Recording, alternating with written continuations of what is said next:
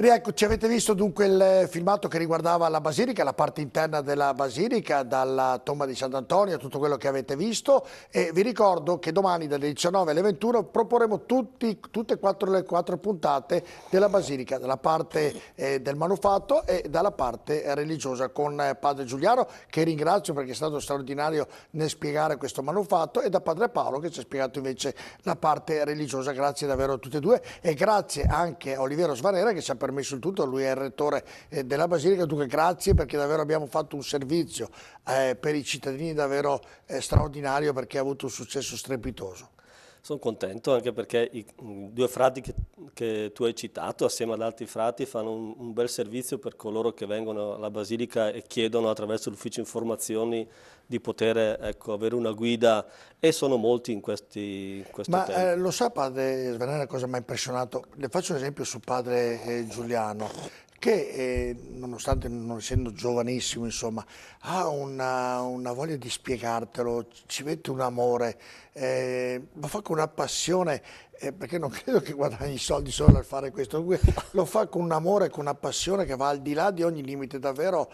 Proprio, è sua la Basilica, è sua, e guai a chi la tocca quella Basilica, Padre Giuliano. Sono rimasto molto impressionato. Sì, Padre Giuliano ha anche delle qualità, diciamo, è stato per tanti anni anche l'economo della nostra provincia religiosa, ha delle qualità di competenza anche tecniche indubbie, oltre alla vivacità, all'intelligenza, alla capacità anche molto semplice ma comprensibile di comunicare, così come Padre Paolo, che ha un'altra intelligenza raffinata Assolutamente dal strepitosi. punto di vista anche così della capacità di dare Strepitosi. profondità a ciò che magari in Basilica si vede e non si sa cogliere nella sua bellezza e nella sua Io così, ricordo dimensione l'aneddoto spirituale. che nell'andare a vedere le cupole, ovviamente tutte le scalinate, che lì è un labirinto di scale, lui era lì davanti che camminava, nonostante, ripeto, l'età che non è più giovanissima, riusciva a camminare con un passo felpato, era incredibile. Io non riuscivo a starci dietro, ovviamente era un po' più pesante. Impressionante davvero, nel modo, nel metodo e nell'amore che ha messo per spiegarci tutta la Basilica, e anche per chi l'ha visto, perché abbiamo ricevuto molti complimenti sia per quanto riguarda Padre Giuliano, per quanto riguarda Padre Paolo, davvero straordinario. Quindi ringrazio ancora il rettore per averci fatto e per averci dato questa possibilità. Allora ritorniamo a noi. Allora, prima di parlare della festa di Sant'Antonio, che sicuramente è molto importante per la città, tanta gente non sa, Padre Svanera, cosa fate, cosa organizzate i giorni prima per l'evento che succederà domani.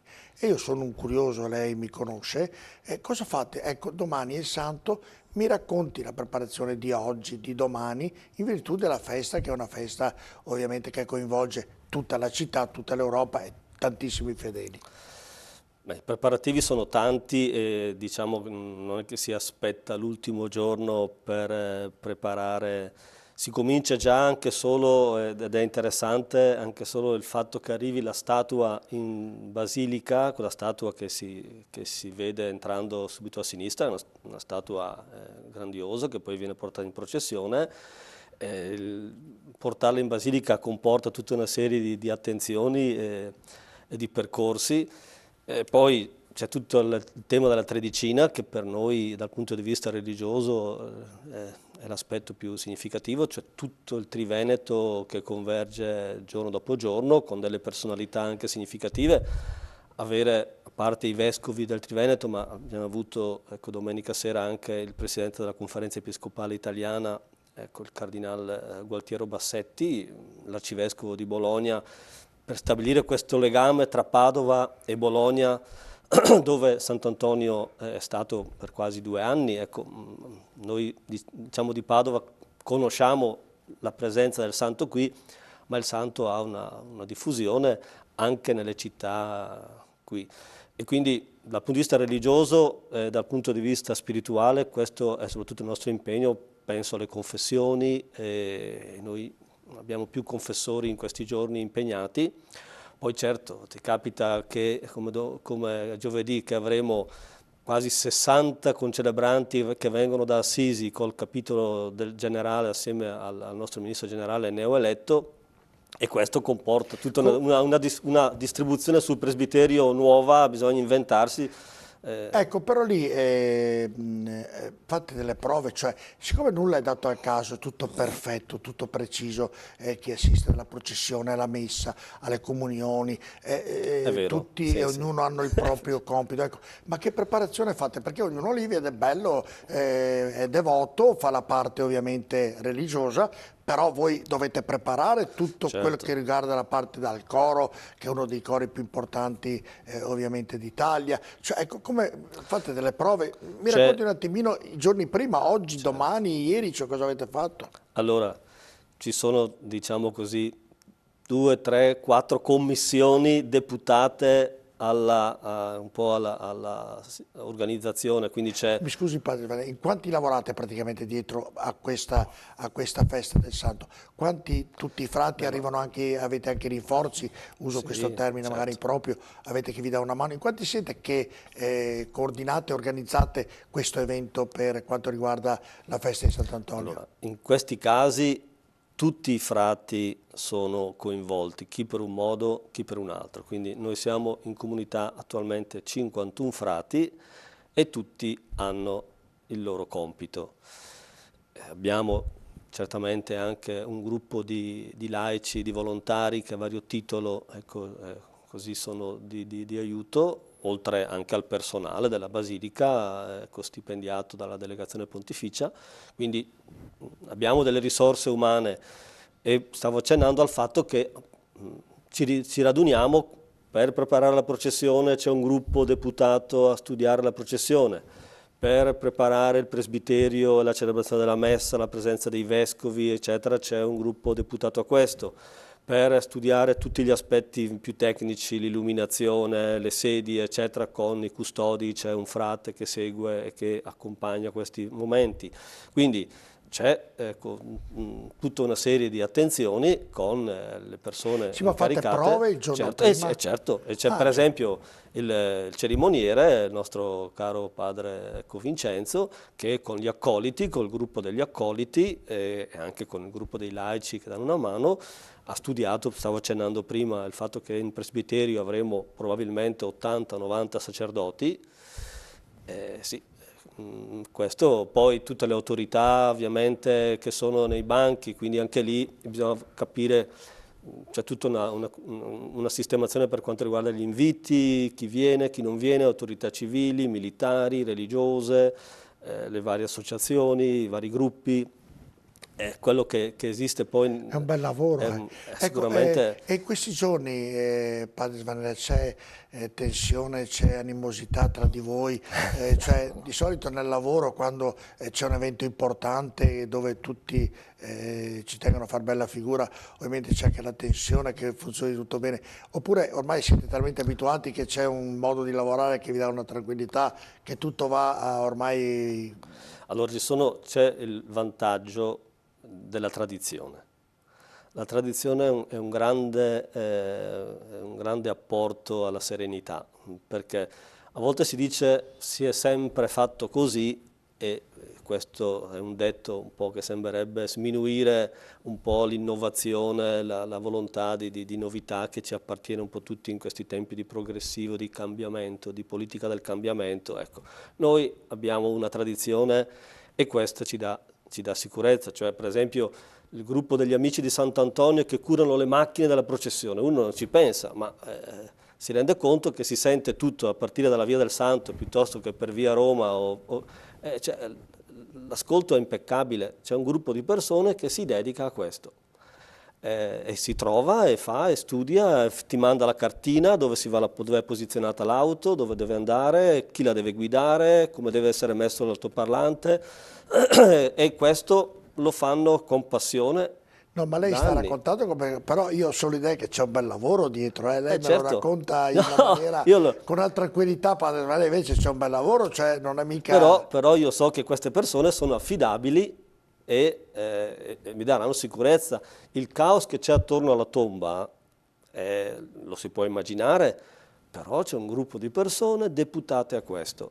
Io so chi sono e i fiori dove vengono messi, dove vengono portati, quando c'è troppo assembramento, chi regola un po', tra virgolette, un po' il flusso dei pellegrini. Ecco, E ne interrompo, mi scusi padre Sven, se mi interrompo perché poi mi viene una domanda per non dimenticare. E poi c'è il problema anche degli zingari, che non è da sottovalutare, che lì non è che siete, lì a Santo ce ne sono che vanno e fanno un po' i questo è furbetti, un eh. puntum dolens, io non voglio, cioè, No, sì, però voglio dire, per i fedeli che vanno dovrebbero avere anche questa sicurezza, siete voi che, oppure c'è lì la polizia che controlla allora noi appunto... abbiamo un contatto molto diretto con le forze dell'ordine, c'è comunque e anche i nostri custodi, insomma, ovviamente fanno la loro parte. Io dico francamente che a volte non riusciamo comunque a far fronte Perché c'è a, anche questa possibilità, è brutto dirlo, però c'è. perché effettivamente ci sono queste persone. Tempo fa anche i carabinieri sono riusciti anche a individuare un gruppo che gestiva un piccolo racket, insomma, di queste cose, però poi ci sono le persone che comunque continuano a fare questo tipo di E poi c'è presenza. qualche consiglio, se rientriamo magari in studio chiedo a Claudio e Marco, perché è importante questo passaggio, c'è qualche raccomandazione da dare ai fedeli proprio in virtù che ci possono essere, Ma io insomma, credo che è la raccomandazione che si sente sul nostro tram quando si sente dire mi raccomando, le borse tenetele strette perché bisogna essere eh, consapevoli che purtroppo io ho accompagnato una volta un pellegrinaggio a Fatima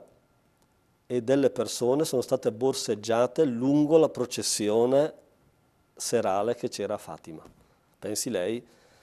Cioè, e poi no, se, uno e rimane quindi, scioccato, sì, insomma. No? cioè, Ma c'è anche la possibilità, faccio un'altra domanda, mi scusi la curiosità, che vanno a rubare nelle offerte che vengono fatte no, no, al no, santo, no, questo non ci risulta, cioè le cassette sono sicure, e quindi non capita non perché... capita. Questo è molto più difficile, è molto più facile che le persone, questi zingari si intrufolino anche purtroppo anche nella penitenziaria, ci è capitato, soprattutto sul piazzale si avvicinano ai gruppi di pellegrini, quindi c'è una molestia anche che effettivamente... Anche o solo nel giorno, nel periodo di Sant'Antonio o anche in altri No, periodi no, no, dell'anno? no, questo non c'entra Sant'Antonio, Ah, cioè, proprio è una prassi di... sì, cioè, a parte che io credo che la città stessa soffra un po' per vari motivi di questo, perché credo che tutti noi ci troviamo ai crocicchi delle strade con Certo. persone che chiedono, è lecito chiedere,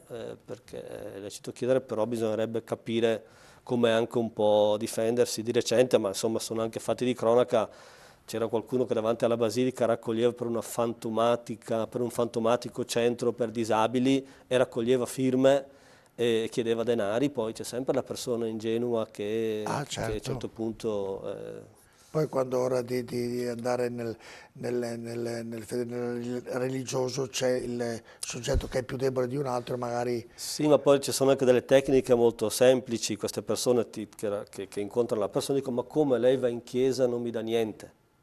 Eh, È vero, è vero, è Oppure vero. vedono anche me col saio e quindi come lei che è un frate non mi dà niente, oppure mi caccia via, oppure, quindi si usano anche queste armi molto, molto semplici, immediate, ma Sono bravissimi, però dunque l'importante è stare attenti soprattutto alle signore alle borse e chi ha qualche oggetto personale delicato che cerchi di custodirlo in maniera comunque appropriata. adesso non facciamo degli No, allarmismi no, no, perché però insomma è meglio credo controllare. che dovunque andiamo c'è sempre questa attenzione C'è che uno sempre, deve ma avere, dove insomma, c'è ecco. la ressa, Dove dove c'è un c'è molta assembramento di gente, persone è più facile è più magari facile. che ci sia. L'ho interrotto mentre stava spiegando appunto che ci sono molte persone, stavamo parlando dell'organizzazione e di tutte le persone che hanno un vario compito in tutto e per tutto, insomma, giusto. Sì. E quindi Sì, io parlavo della tradizione perché appunto accennavo, che ne so, a quelli delle macchine, piuttosto che a quelli della cappella musicale a cui lei accennava, piuttosto che al frate che segue i nostri accoliti. In questo periodo abbiamo anche tra di noi i novizi che stanno ad Assisi, e sono una decina, che vengono a darci una mano in questi giorni e quindi sono una risorsa dal punto di vista anche del servizio liturgico e anche del servizio in casa, insomma, per quanto certo, possono essere. la parte Padre Svanera, più difficoltosa nell'organizzare questa? Qual è alla fine di tutta questa grande organizzazione, di questo grande lavoro che voi frati fate per Sant'Antonio? Ecco, la parte più delicata, quella che vi dà più stress, se è giusto usare questo termine, nell'organizzarla, qual è? Ma credo che ognuno dei frati che ha la sua competenza ha, tra virgolette, il suo piccolo stress, dal frate che è in sagrestia, piuttosto che dal frate che è in presbiterio, piuttosto che dal frate che è incaricato al messaggero per la comunicazione, eccetera. Quindi ognuno ha la sua. Io parlo per me, credo che un compito importante è quello del coordinamento. Ecco, io dal Giugno Antoniano, che forse i padovani hanno avuto modo di vedere con le varie proposte, a tutto quello che è un po' l'attività della Basilica, è chiaro che il rettore è un po' quello che fa rete, che mette insieme, che quindi raccoglie eventualmente Si anche. arrabbia qualche volta? Beh, insomma, non è che proprio il mio carattere sia del tutto tranquillo, a volte anch'io perdo la pazienza, ma insomma fa parte della vita. Succede, poi dice una preghiera e passa tutto, giusto? Sì. Come dice così. Quante comunioni farete domani, Padre Svannera? Più o meno la media rispetto agli anni scorsi, insomma, nel giorno del Santo, quante comunioni vengono fatte? Insomma, io non saprei dire, insomma, perché se la media potrebbe essere di 1.500-2.000 persone, facciamo la media di 2.000 persone a messa, sono tranquillamente, se tutti fanno la comunione, potrebbero essere 20.000, però sono numeri fuori dalla portata, perché non è che noi possiamo misurare queste cose, insomma. No, certo che nel preparare le particole magari uno fa più o Sì. meno un numero. Calcolando quelle 10-11 celebrazioni, calcolando appunto quelle 1.000-1.500 persone, perché questo 15.000 è il persone ci minimo, sono tutte, insomma. quindi sì. E quindi è l'affluenza del giorno del Santo o ce ne sono molti di più poi perché poi c'è la processione, quindi sarà un'affluenza. Sì, è per quello che è difficile calcolare questo, perché poi appunto c'è tutto l'assembramento anche esterno, quindi non si può calcolare, diciamo, la comunione, la partecipazione viene calcolata sempre in migliaia di Domani persone, mattina a che ora aprite la Basilica? alle 5:30. Domani mattina ci sono già le prime confessioni, arrivano già i primi fedeli Sì, alle sì, sì, sì, 5:30. sì, sì, sì, sì, se uno, la cosa impressionante è che c'è già l'assembramento a ridosso del portone, quando, cioè, è anche bello vedere la gente, si aprono le porte e c'è un fiume di persone che entra già la mattina prestissimo, anche perché poi molte persone non è che E quindi fanno, scusa, a che ora vi svegliate voi domani mattina? insomma. Ora che vi svegliate, vi Beh, io preparate, normalmente fate colazione, il insomma, giorno di Sant'Antonio 4:30, 5, così, ecco. è proprio un turno, domani è una di quelle Sì, giornate. sì. Vabbè, andiamo in pubblicità, poi ci racconterà ancora Padre Svanana quello che succederà domani e poi invece parleremo anche ovviamente della parte religiosa tra poco.